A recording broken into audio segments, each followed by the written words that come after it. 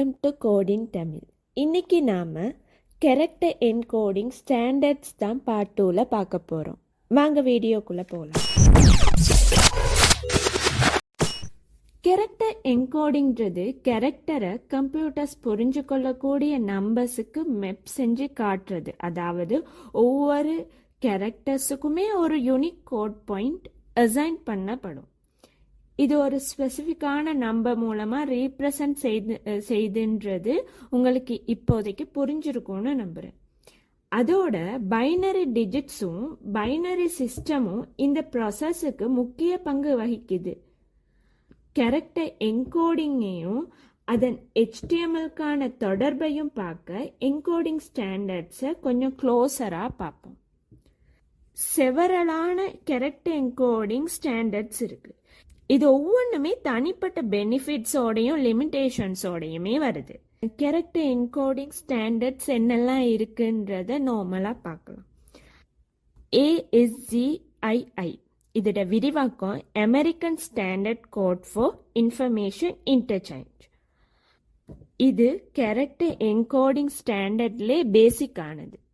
இது 7 பைட்ஸை பயன்படுத்தி 128 கேரக்டர்ஸை ரீப்ரசன்ட் பண்ணுது. இது லெட்டர்ஸ், நம்பர்ஸ், இங்கிலீஷில் நாங்கள் காமனாக யூஸ் பண்ணுவோம்ல சிம்பிள்ஸ், அதையுமே உள்ளடக்கியதாக தான் இருக்குது.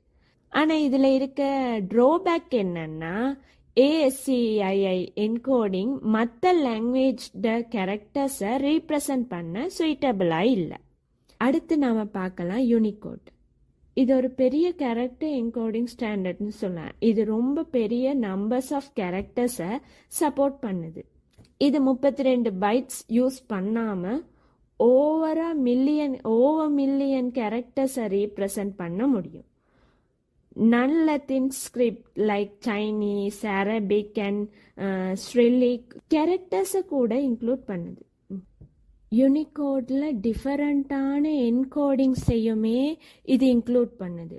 அது UTF-8, UTF-16, UTF-32 போன்றது. அடுத்து நாம் பார்க்க போகிறது UTF-8.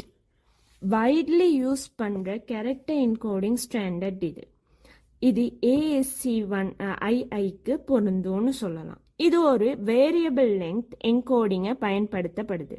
அதனால கேரக்டர்ஸை 1ல் இருந்து 4 பைட்ஸ் வரையே ரீப்ரசன்ட் பண்ணலான்னு சொல்லும். என்கோடிங் செய்யப்படுற கேரக்டர்ஸுக்கு பொறுத்து தான் இது அமையும். UTF-8 யூனிகோட் ஸ்டாண்டர்டில் உள்ள எல்லா கேரக்டர்ஸையுமே ரீப்ரசன்ட் பண்ண முடியும்.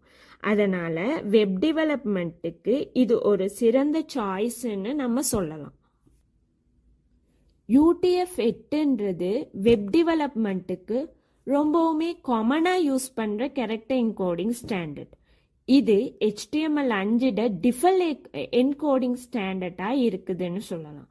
அண்ட் எல்லா மாடர்ன் வெப் அப்ளிகேஷனுக்குமே யூஸ் பண்ண ரெக்கமெண்ட் பண்ணப்படுது. இந்த UTF-8 கேரக்டர் என்கோடிங் ஸ்டாண்டர்டை தான் நாம் ஃப்யூச்சரில் எப்படி HTML-ல யூஸ் பண்ணுறோன்றதை பார்க்க போகிறோம். இன்னைக்கு லெசனில் எதுவும் டவுட்ஸ் இருந்துச்சுன்னா கமெண்ட்டில் பண்ணுங்கள்.